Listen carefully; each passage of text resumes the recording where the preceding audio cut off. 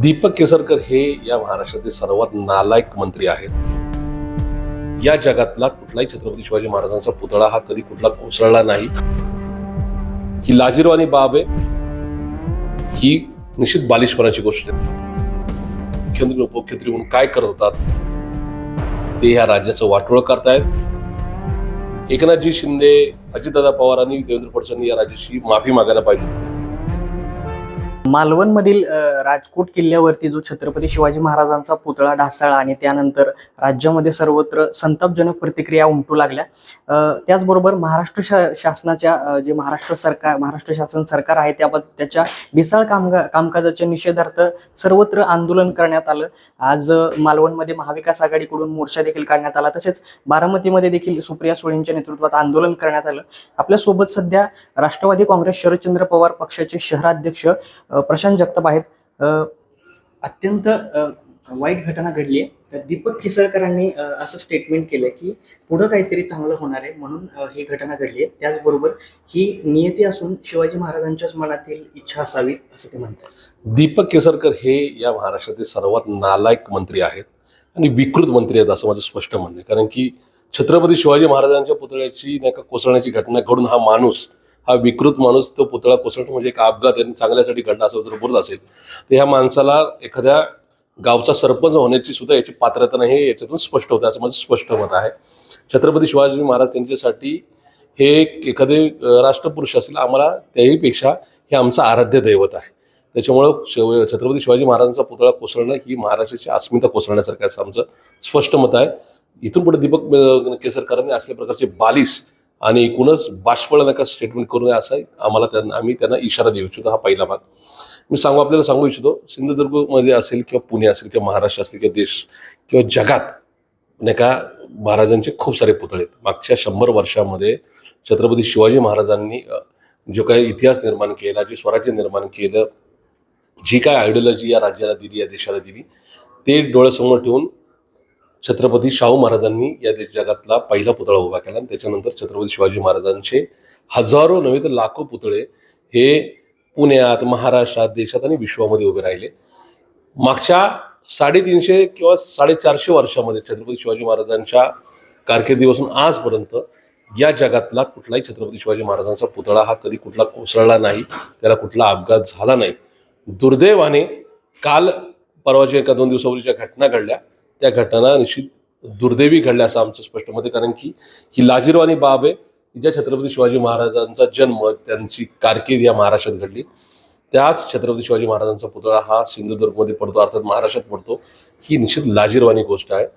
राज्यकर्ते म्हणून एकनाथजी शिंदे, अजितदादा पवार आणि देवेंद्र फडणवीस या राज्याची माफी मागायला पाहिजे होती. पण दुर्दैवाने माफी हे मागणार नाही. कारण की आता निवडणुकात 2 महिने डोळ्यासमोर आलेत. जी आपण केलेली चुकी ही जगासमोर येऊ नये ती झाकण्याचा त्यांचा प्रयत्न राहील. याचं मला एक राजकीय कार्यकर्ता म्हणून तेवढी अक्कल माझ्यासारख्या कार्यकर्त्याला आहे. पण तुमची समजा तुम्हाला माफी मागायची तुमची नाही का या ठिकाणी हिंमत नसेल, तशी नियत नसेल, तर किमान ह्या सर्वच्या गोष्टीच तर करू नका अशी आमची त्यांना नम्रतेची विनंती राहील. मुळात देवेंद्र फडणवीसांसारखा राज्याचा मुख्यमंत्री राहिलेला माणूस हवेचा झोत लक्षात आला नाही अशा प्रकारे नौदलाच्या एकूणच कामगिरीवर नाही का सार्वजनिक करतोय, ही निश्चित बालिशपणाची गोष्ट आहे. त्याचं कारण आहे की या ठिकाणी देवेंद्र फडणवीस सुद्धा जगात खूप साऱ्या ठिकाणी फिरून आलेत. या ठिकाणी आपल्यापेक्षा पाश्चिमात्य देशामध्ये वाऱ्याचा झोत खूप मोठा असतो. त्या ठिकाणी स्टॅच्यू ऑफ लिबर्टी सुद्धा उभे आहेत. म्हणजे आपल्यापेक्षा चौपट नाही का वाऱ्याचा वेग ज्या देशामध्ये आहे त्या ठिकाणी स्टॅच्यू ऑफ लिबर्टी उभा असून तो कधी कोसळला नाही किंवा तो कधी हल्ला सुद्धा नाही. या ठिकाणी सिंधुदुर्गच्या हवेच्या झोतामध्ये जर नाही का या ठिकाणी हा पुतळा नका जर कोसळत असेल तर तुम्ही त्या ठिकाणी मुख्यमंत्री उपमुख्यमंत्री म्हणून काय करत होता, तुम्हाला तेवढी अक्कल नव्हती का, हा प्रश्न नागरिक त्यांना येणाऱ्या विधानसभेला आणि नंतर स्थानिक स्वराज्य संस्थांना विचारणार आहेत.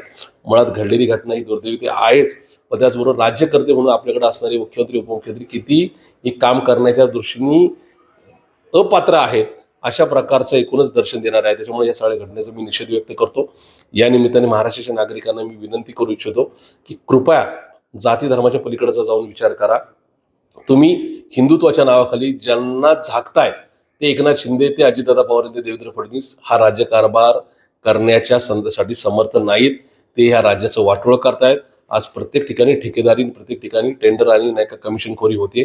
त्याच्यामुळे आपल्या आराध्य दैवताचा पुतळा कोसळलेला आहे. इथून पुढे तरी किमान जाती धर्माच्या या सगळ्या लढाईमध्ये अडकून न पडता जो महाराष्ट्र आणि देश व्यवस्थित सांभाळू शकत असेल अशा माणसांना संधी द्या, एवढी माझी त्यांना नक्की विनंती राहील. आम्ही सत्तेत येऊ काय ते एक सत्तेत येतील हा विषयच नाही. छत्रपती शिवाजी महाराजांचा वारसा, छत्रपती शिवाजी महाराजांचं स्वराज्य हे कोण टिकू शकेल अशी माणसं त्या गादीवर बसणं गरजेचं आहे. मला फक्त जातात एक आठवण करून द्यायची, आज खूप चांगली टेक्नॉलॉजी, आज क्रेन्स आहेत, आज नाही का अशा प्रकारची बांधकामं होऊ शकतात की 100 देश जगात 150 200 मजली म्हणजे एवढे नाही का फ्लोर असलेल्या इमारती उभ्या राहतात. पण जस्ट टेक्नॉलॉजी नव्हती. त्यास 1961 साली महाराष्ट्राला स्वातंत्र्य मिळाल्यानंतर त्यावेळेसचे चांगली नियत असणारे पंतप्रधान स्वर्गीय जवाहरलाल नेहरू साहेबांनी, त्यावेळेसचे चांगली नीतिमत्ता असणारे मुख्यमंत्री स्वर्गीय यशवंतराव चव्हाण साहेबांच्या उपस्थितीमध्ये प्रतापगडावर सातारा जिल्ह्यामध्ये एक पुतळा उभा केला होता छत्रपती शिवाजी महाराजांचा. त्याला आज जवळजवळ 63 वर्ष पूर्ण झालेत. तो पुतळा लिफ्ट किंवा क्रेन नसणाऱ्या जमान्यामध्ये तो कसा वर नेला असेल ते ईश्वरालाच माहिती. पण त्यावेळेसच्या लोकांची हिमतीची आणि एकूणच नाही का निष्ठेची किंवा प्रामाणिकपणाची दाद दिली पाहिजे. तो पुतळा उभा राहून 63 वर्ष झाले. तिथं सुद्धा प्रतापगडावर नाही का या ठिकाणी तो एकूणच सह्याद्रीचा नाही का एकूणच परिसर असल्यामुळे, सह्याद्रीचं पठार असल्यामुळं प्रचंड वाऱ्याचा झोत असतो तरी सुद्धा तो त्या पुतळ्याची वीट सुद्धा हल्ली नाही. पण ज्यांची नीतिमत्ता आणि नियत वाईट आहे असे मुख्यमंत्री आणि पंतप्रधानांच्या उपस्थित ज्या पुतळ्याचं उद्घाटन मागच्या 8 महिन्यापूर्वी झालं, तो पुतळा कोसळला. याचाच अर्थ नियत आणि नीतिमत्ता नसलेल्या माणसांचा स्पर्श छत्रपती शिवाजी महाराजांच्या पुतळ्याला लागला की तो पुतळा सुद्धा जागेवर राहत नाही. अशाच प्रकारचा संदेश छत्रपती शिवाजी महाराजांच्या या पुतळा कोसळण्यातून आपण घेतला पाहिजे. आणि मला असं वाटतं की जगात जे इतर पुतळे आहेत त्यांचा वाऱ्याचा झोत आणि बाकीच्या गोष्टीचं स्पष्टीकरण सुद्धा मुख्यमंत्र्यांनी उपमुख्यमंत्र्यांनी नक्की दिलं पाहिजे. अशा प्रकारची एक भूमिका सध्या प्रशांत जगताप यांनी स्पष्ट केली आहे की ही घटना जी घडली हे खरं तर अत्यंत दुर्दैवी असून या घटनेकडे राज्य शासनाने देखील गांभीर्यपूर्वक बघितलं पाहिजे. कॅमेरामॅन रोहित वनकटेसह मी Shrishail Swami for the people news Pune. Bharat दुनिया का सबसे बड़ा लोकतंत्र और NLC भारत देश का सबसे बड़ा गैर राजनीतिक मंच. शक्तिशाली लोकतंत्र के लिए राहुल कराट का सार्थक कदम. मुंबई में हुआ ऐतिहासिक प्रथम राष्ट्रीय विधायक सम्मेलन.